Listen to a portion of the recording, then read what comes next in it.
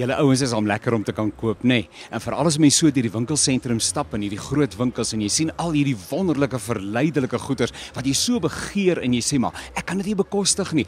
Maar dan natuurlik is daar die wonderlike moontlikheid van die kredietkaart. Want met die kredietkaart kan jy nou koop en later betaal. Ek bedoel dis mos absoluut 'n wen-wen alipad totdat die kredietkaartstaatjie in die pos kom.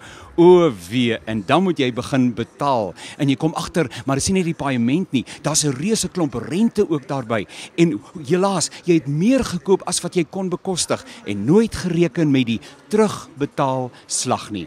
Ek het 'n idee, dis presies dieselfde met die sonde. Dis ook 'n stelsel van koop nou, betaal later. Geniet nou, betaal later. En ou dink nie aan die terugbetaalslag nie. 'n Mens dink nie aan die gevolge en die uitwerking van die sonde nie. En is gewoonlik baie duurder as die bietjie genot wat jy daaruit geput het.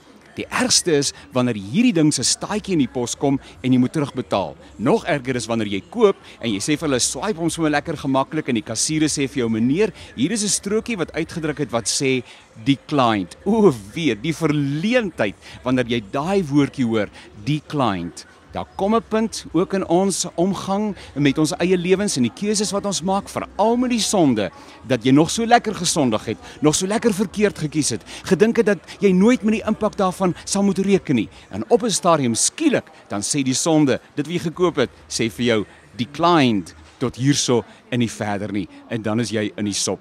Met hierdie ding is daar net een genade, want hy beland 'n mens mos verskriklik in die moeilikheid en dit is om hom maar net doodgewoon stukkend te knip. Presies dieselfde met die sonde. Trek 'n streep, sê niks sonde meer vir my nie. Ek wil lewe so dat ek nie later hoef terug te betaal nie.